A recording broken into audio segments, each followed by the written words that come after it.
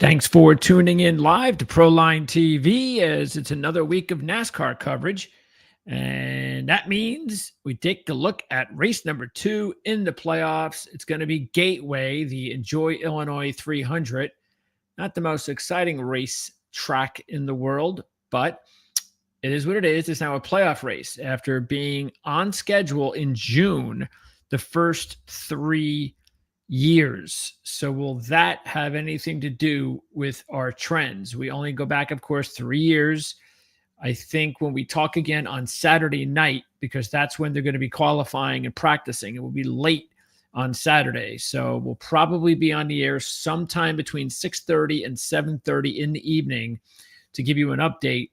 And this is one of those weeks where if it is anything like the last 3 seasons at Gateway, qualifying and practice will be very, very important.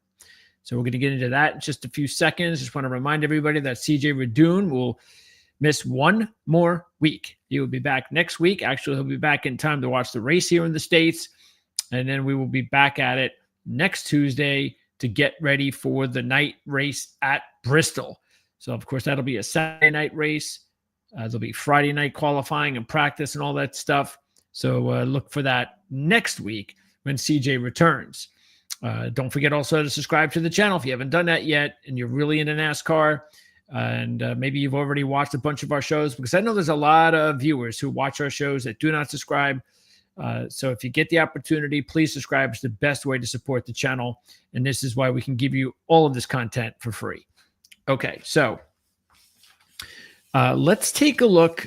First of all, what I want to do is the track itself. Once again, it's World Wide Technology Raceway. It's a 1.5-mile track and also known as Gateway. Now, there are similarities to Gateway. People believe that New Hampshire is a pretty similar racetrack. Unfortunately, no New Hampshire just yet.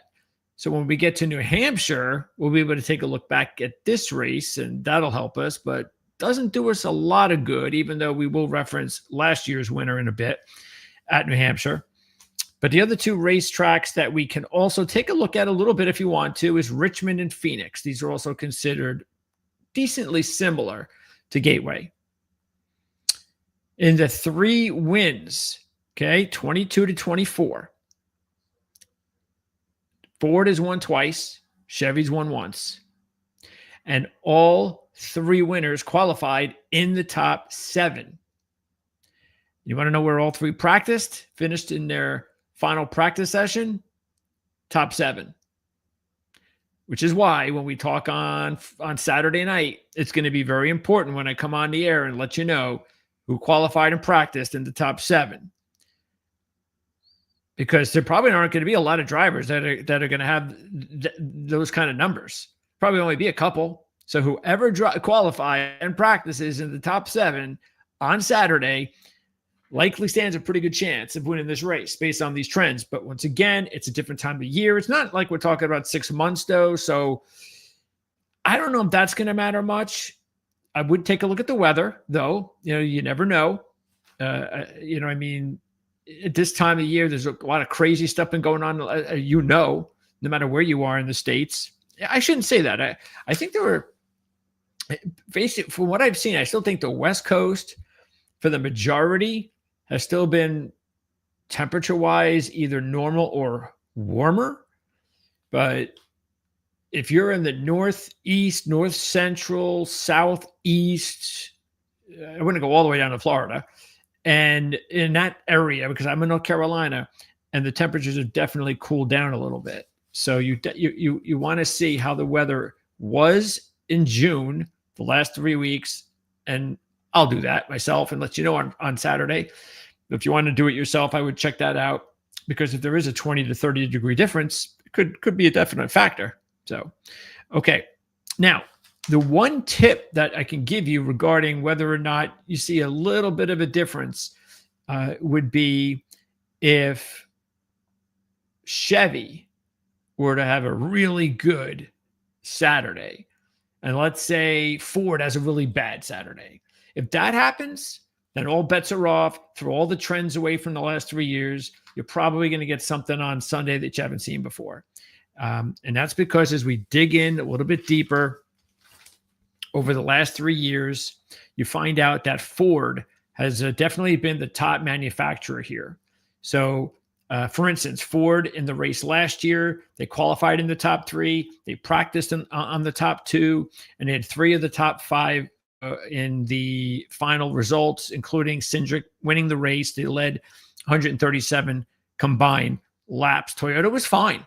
Toyota had 5 of the top 9 in qualifying, 3 of the top 5 in practice, and 2 of the top 4 in final results, leading 81 laps. Chevy, not so good.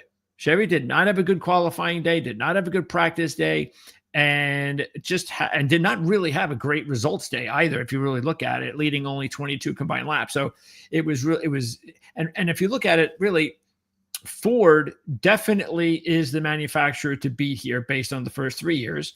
Toyota's locked in the second, and Chevy is definitely locked into third, even though you do have to take a look at what happened in 2023, because this is the only year that Chevy had an impact.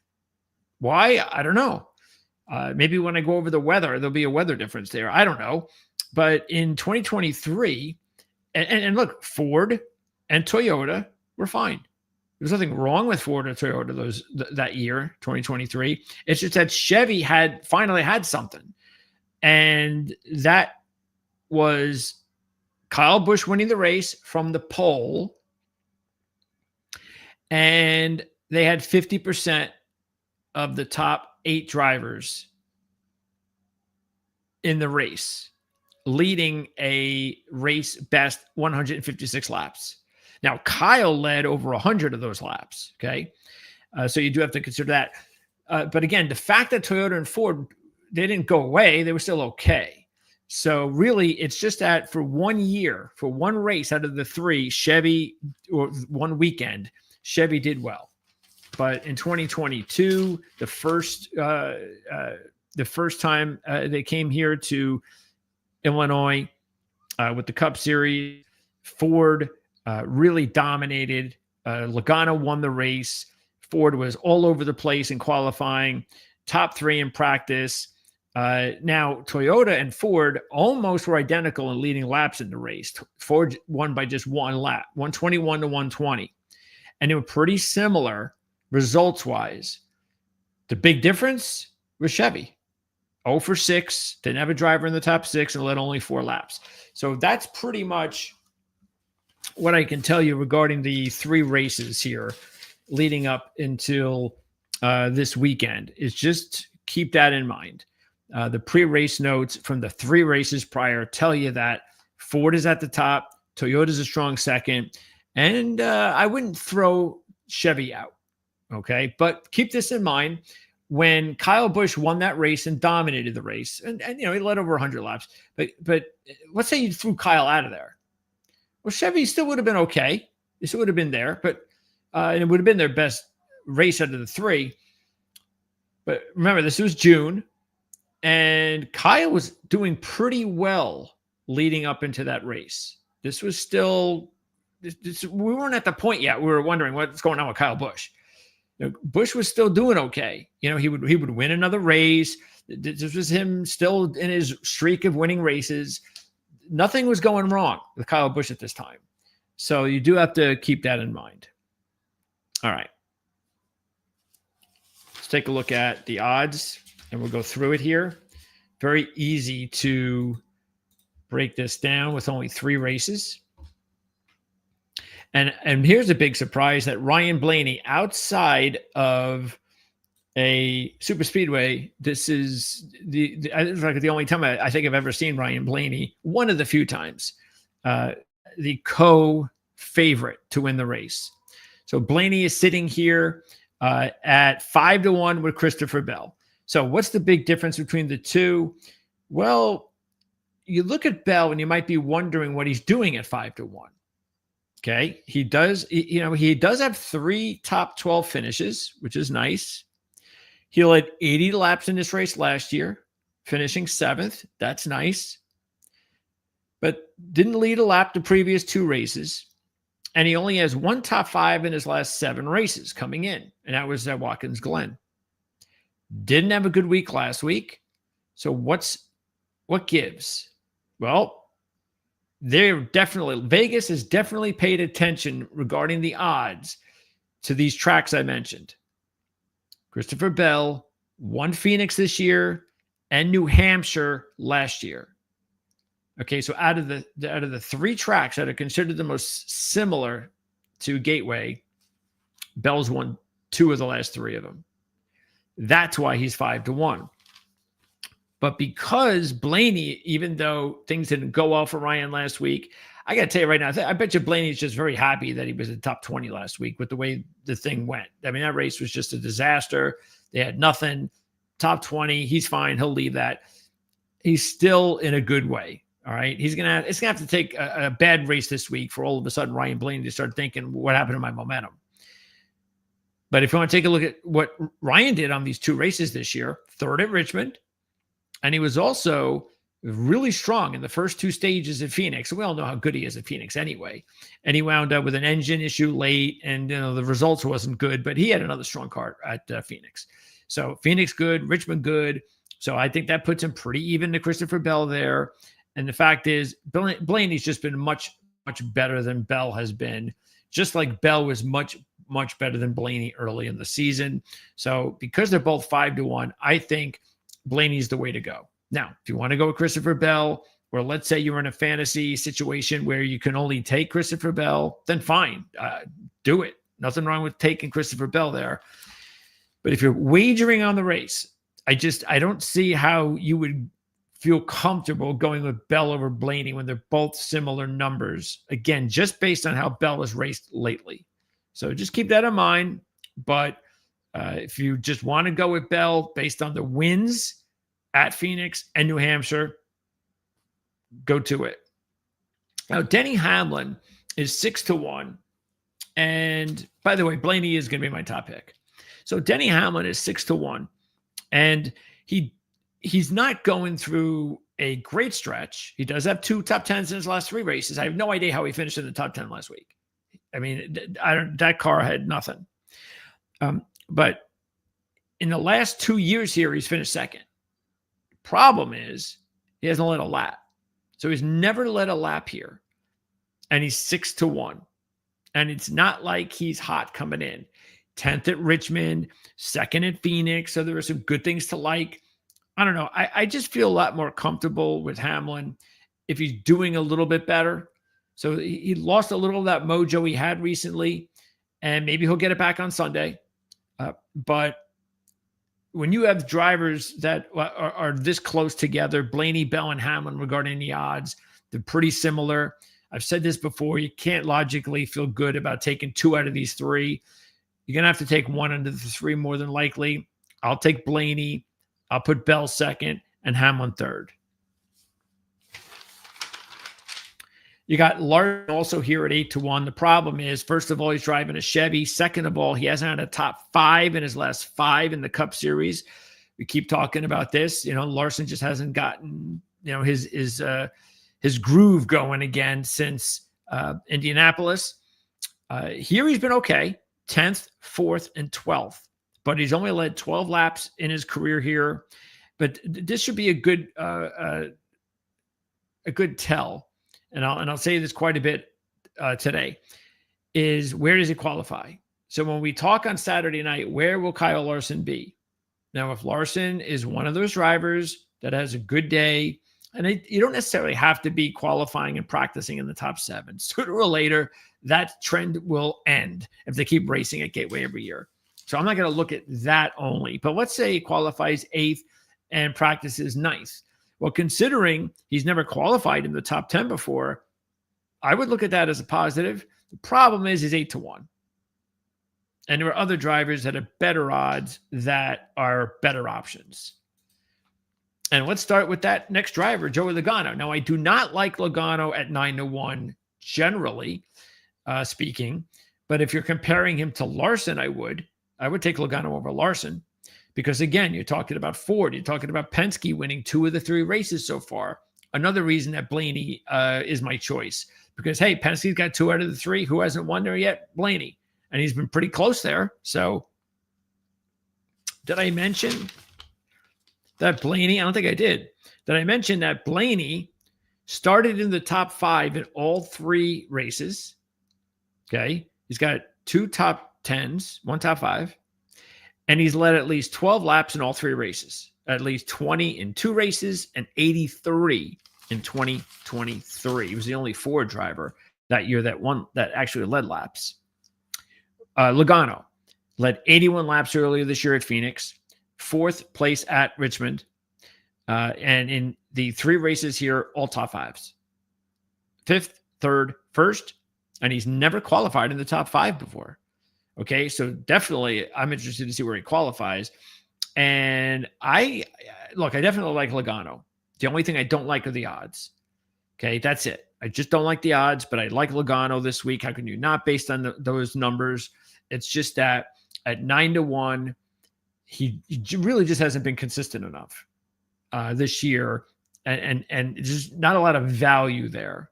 But hey, I think he's a good choice. If you want to take him, go for it. I think that I would put it this way, though. We've talked about it. You could say weird, trends or whatever with Logano. It's an even year. It's an odd year, all that kind of stuff. I guess we'll find out at the end of this playoff run if that still holds. But hey, the proof is we haven't seen anything yet from Logano this year that tells us that, hey, it's still one of those things. It's an odd year. He just has not been consistent enough for me to go at him at 9-1. Next up is Briscoe, 10-1. You're betting against a really big stat, trend, whatever you want to call it, that he would win the first 2 races of a playoff. Throw in the fact that he has never finished in the top 15 in all 3 of his races. He did lead the pole. He was on the pole, led 27 laps in the first race here in 2022, but still did not have a good result. Finished 24th. He's got a new team, so this is all new to this team here. I think that it's a big difference. We've seen Briscoe have bad performances before on tracks, comes here this year and has done well. The main thing is he's 10-1, and you're going to bet that he's going to win the first 2 playoff races. No, I'm not going that way. Next up, William Byron and Reddick. This is easy. You go with Reddick. Matter of fact, he's going to be my second choice. We talked about him last week. We liked him last week. And we're going back with him again at 13-1. He came on strong. I tell you what, I was really disappointed that he couldn't figure out a way to pass Briscoe. I think a better driver would have. So Reddick, 4th here last year. So that was his best result. He started in the top 10 in all 3 races here. He's got a starting average of 6.0. Unfortunately, his average result is 18.3, but at least he's got the 4th place finish last year. That helps. He also led 41 laps at Richmond this year and 53 laps at New Hampshire last year. These are all good signs. The 2nd place finish is a good sign. 13-1 is not that bad. So I'm going to take Reddick as my second choice. Byron has not been on a good way over the last several races. We know that. He's never started in the top 5 here. He did lead 30 laps in 2023 when he finished 8th, but he hasn't shown anything pretty much here, driving a Chevy. So you got to throw that in there as well. Okay. Next group. Out of this group, this is a good group, except for Elliott. But Cindric, of course, he's already won. He won last year. He's defending champ. Hey, Briscoe did it, right, last week. So why not Cindric? And the only thing is 16-1. We're used to getting 45-1 with Cindric. Now we're getting 16-1. So there's no value there. He hasn't had a top 5 since his Talladega win. He was 12th last week, so that's okay.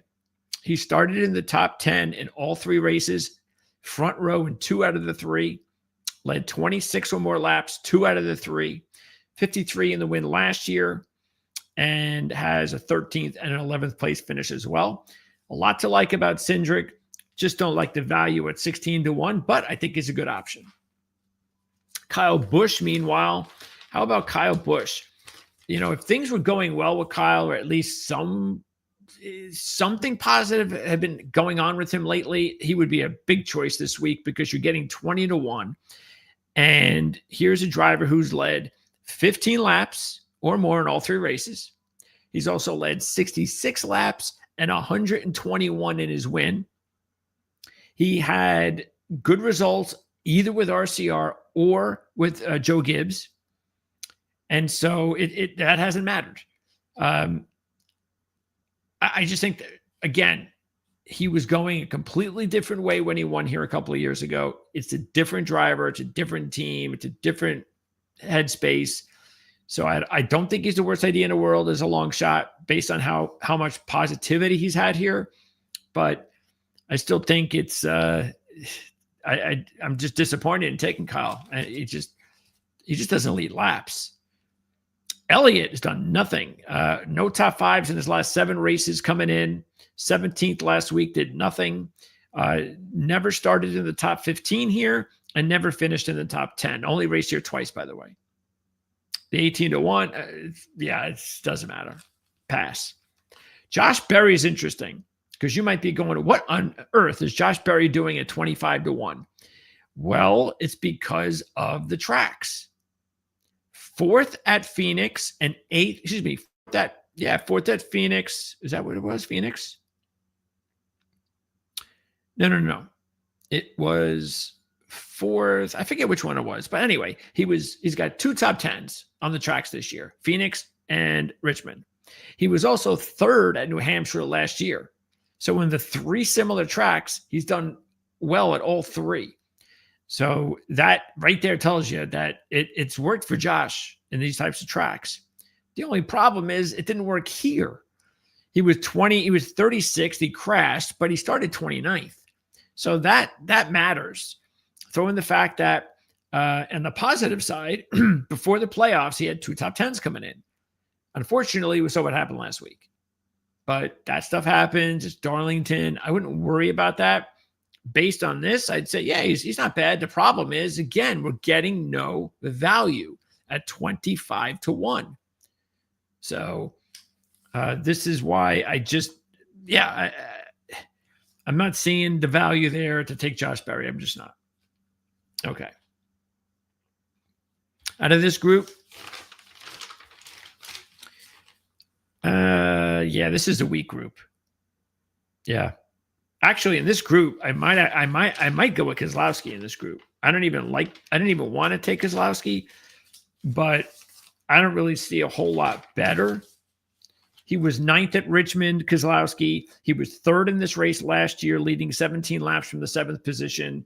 He's just not going real well, but at least, it's another week removed from being the disappointment of not getting into the postseason. So maybe that's okay. He's driving a Ford. So out of this group, I would go with Keselowski at 25-1. I'm sure he'd like to get a win too.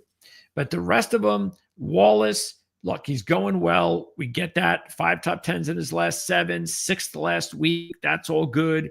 But he's never finished in the top 20 here. And he has 1 start in the top 10, never led a lap. All right. And we did have a big race at Richmond, but that's just not enough. It's just not enough. And 25-1, that's okay. But yeah, the good thing is we can find out on Saturday. He's one of those drivers, and there's a bunch of them actually, that if he qualifies and practices well, then we'll talk about it. But yeah, Chastain, no top 5 since his win at the Coke 600. He was 11th last week. He showed some good signs last week. We liked him. As you know, it looked like he might be a contender there for a little bit, but didn't get it done. He does have 1 top 10 here in 3 races. He's qualified in the top 10 twice. So there are a little bit of signs, and you're getting 30-1, so it's a good number. So yeah, I'm open to seeing how he does on Saturday. Buescher, same thing, because he's never look at he's raced twice, 26th and 27th position, which is awful. But he's finished 14th and 12th. So once again, in a Ford, I'm willing to give Buescher an opportunity to see how he races on Saturday. Carson Hocevaart at 8th place finish last year, which was pretty good, 20th starting position. But he's driving a Chevy. I don't know. I just I think the good thing is it's Gateway. It's only been 3 years. It helps him out, experience wise. And nobody's going to be surprised if Osvar qualifies well. But if he does practice well and qualify well, then all right, we'll take a look at him.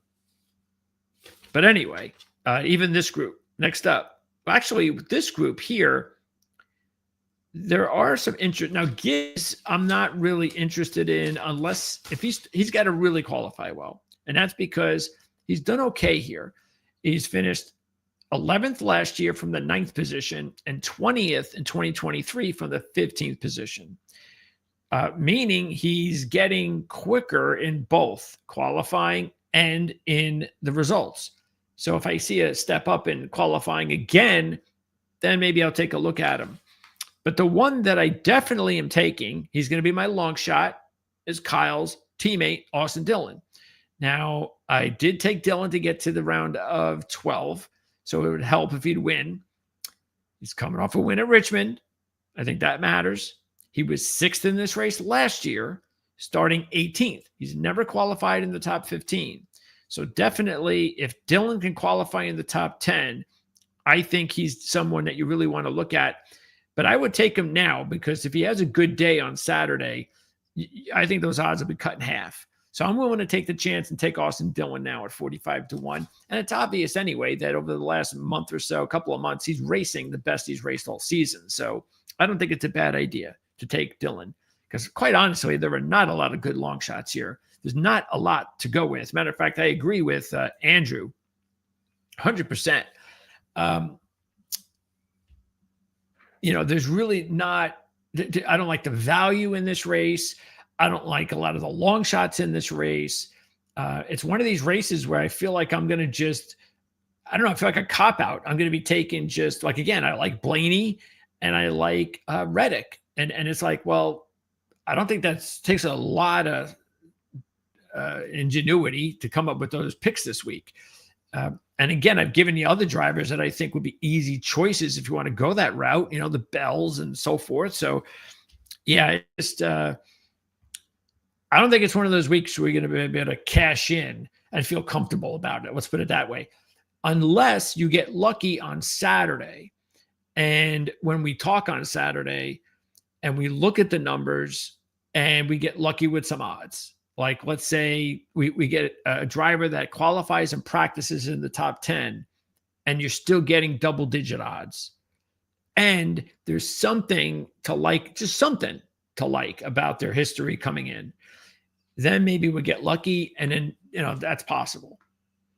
But just like I said, we're taking Dillon now and hoping that you're able to take advantage of him at 45-1 and maybe those odds will be cut in half. If he has a good Saturday, maybe you want to just gamble a little bit with some of the drivers and hope they have a big day Saturday. That just might be the way to go too. And then you get them locked in with some good odds and go from there. Bowman is actually a driver that has demonstrated on these tracks. Yeah, he was good at Richmond and he was good at Phoenix, but his history here is not good. And we've pretty much demonstrated. I mean, even Larson, Elliott, Bowman, these Hendrick drivers have not taken to this track very well. Bowman's never led a lap here, never finished in the top 10 here. He's also never qualified in the top 10. And considering he has those good runs on the 2 other tracks this year, I'm willing to give him the benefit of the doubt if he qualifies and practices well. I keep saying that, but I told you I would from the outset. But, he's in a bad place right now. He felt lucky getting in, came close to getting in, gets in. Disastrous run last week. He really needs to pick things up. I bet you he'd be just thrilled if he can get in the top 10 this week. Let's move on. Okay, we can pretty much run through these because, again, like I said, not a lot of long shots that stick out. Priest is another one of these drivers that I need to see what goes on Saturday because he's never qualified well here. He did lead 60 laps at Richmond and 34 laps at Phoenix. So, yeah, all right, I'm willing to take a chance with him if things go well on Saturday. Then you've got Jones, but the nice legacy story from last week, I think that's going to disappear. Jones hasn't really had any luck here the last 2 years with legacy. He was 7th with Petty in 2022. So once again, because he's never qualified in the top 20, if he qualifies in the top 10, then I got to look at him. He's 65-1. So if you're willing to gamble, go ahead and do it, because Jones will be just like Dillon. If he has a good Saturday, those odds are cut in half. Nemechek was 27th last year from 33rd. And then the rest of them, Haley could be interesting because of the fact that he was 9th last year, 16th and 14th. That's pretty good for Justin Haley. Outside of Super Speedway, I mean, this is pretty good. So the other thing you take notice, he's never qualified in the top 20. Yes, I'm going to say it again. No, I don't have to say it again. You know what I'm going to say. He is driving a Chevy, though, so keep that in mind. And then let me see if there's anybody else that sticks out here. I guess it would be AJ. Where's AJ? Did I pass AJ? Yeah. There's AJ at 150. He's only raced here twice, didn't race here last year. He was 14th in 2023 from the 11th position and 10th in 2022 from the 35th position. And AJ's also made a little bit of noise lately. So at 150-1, I would take notice. So that's the best I can do is go with, if you just want to gamble on a couple of drivers, especially these long shot drivers. If you want to gamble on the big numbers like Haley, AJ, Jones, Dillon, Preece, Bowman, you might even say Gibbs. If you want to go and pick a couple of those drivers, hope that they have a good Saturday, and then sit there on race day and you've got really good value now. You've taken them. You're getting good value on the numbers, and it's not a bad way to go about it. But taking a look once again at the top of the odds, how strange is it that Ryan Blaney, who's never won here, is 5-1 favorite. This is usually where we see Kyle Larson and Denny Hamlin, but I mean, Hamlin is at least sitting there at 6-1, coming in with 2 top 10s in his last 3. So again, I don't think he's a bad idea. I think Hamlin's a decent choice. I think any of these 3 are decent, but there really is nothing that I can give you to help you except the obvious. Wait until understand that if things go the way that they've gone the first 3 years, qualifying and practice will matter a lot more than I could say from other races that we've done this year. The combination is something that just doesn't happen. Okay. It's only been 3 races here though, so we don't have a lot of data. It's the first race in September. So it's not a race that I would be looking to you guys to say, hey, see if you can make some money this week. No, it's not. It's a race that I would say, just, let's say you bet $100 every week on NASCAR, bet 50 this week. That's basically how I would put it. But hey, bottom line is there is data to go with. So we have something, and we're going to try and find out more about it when we talk to you on Saturday night. So it'll be our first college football day going into qualifying. So it should be pretty hectic, but we'll get it done. We'll let you know what we find out, and we'll talk about it. We'll give you, of course, any updated picks, which I'm sure we'll have, because if our top 3 picks, like here's Ryan Blaney, who normally doesn't qualify or practice very well, but can still win races. Yet he's qualified really well here at this track and hasn't won yet. So, but I guess what I'm going to say is like, let's say Blaney starts 12th and practices 15th.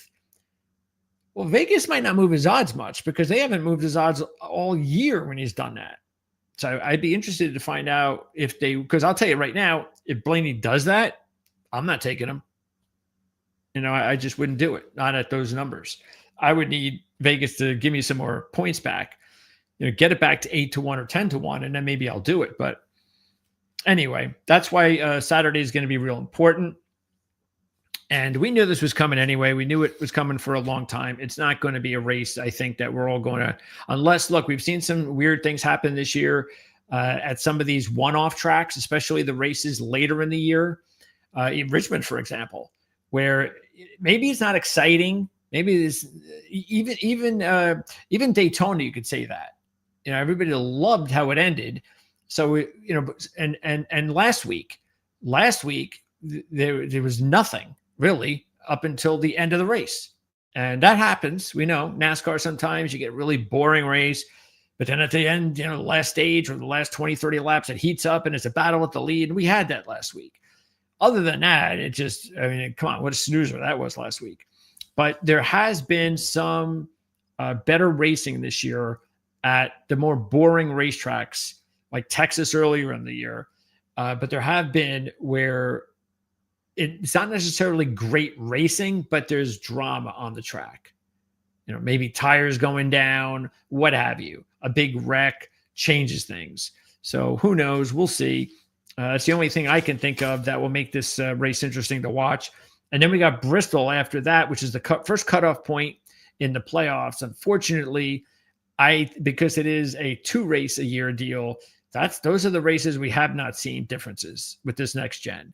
The next gen has not been good at Bristol, and I can't imagine anything's going to change when we talk about it next week. And it's a real crying shame because Bristol is my favorite racetrack, and unless they change something, and I know they're going to tinker with the car over the winter, and I just hope that whatever they tinker the car with, that it makes Bristol good again, because it's turned into a very boring race.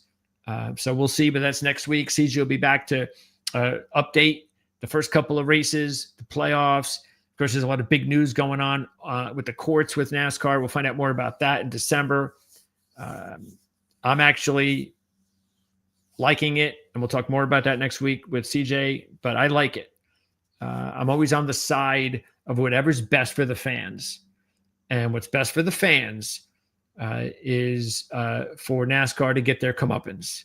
So I don't know in what capacity. I agree. I don't think it's going to be good if it has to go to the courts. So I'm just hoping. I don't care if it's the last second decision by both parties to come together and have an agreement. Maybe that's what they need, is to end the season, because everything is just a lot of these important people. I mean, they're busy trying to win playoff races, and season's over. You have a few weeks to get things going, to decide, hey, now let's sit down, talk, and maybe we can come up with some sort of an agreement. But anyway, we'll talk more about that with CJ next week. I'll see you guys on Saturday. Thanks for tuning in. And once again, don't forget to subscribe, like, and share all that really cool stuff that supports the channel. And have a great few days. I'll see you on Saturday night.